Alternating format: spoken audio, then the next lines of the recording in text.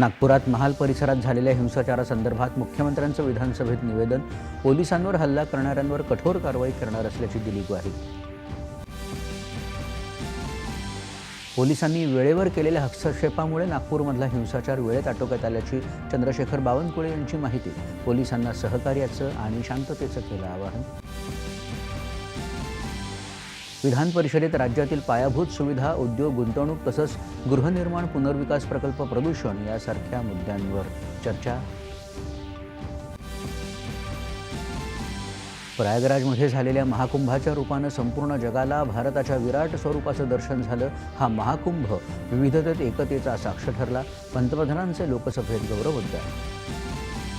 आधार card आणि मतदार ओळखपत्र परस्परांना जोडण्यासंदर्भात आवश्यक प्रक्रियेबाबत चर्चा करण्यासाठी निवडणूक आयोगाकडून आज महत्त्वाच्या बैठकीचं आयोजन. रायसिना संवादामध्ये आज दुसऱ्या दिवशी परराष्ट्रमंत्री डॉक्टर एस जयशंकर आणि अमेरिकेच्या गुप्तचर विभागाच्या प्रमुख तुलसी गेबार्ड झाल्या सहभागी.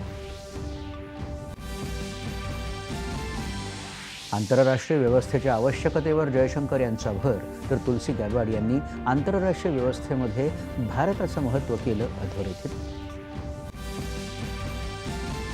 अंतराळवीर सुनीता विल्यम्स पृथ्वीवर परतण्यासाठी कॅप्सूलमधून रवाना. उद्या पहाटे पृथ्वीवर परतण्याची अपेक्षा.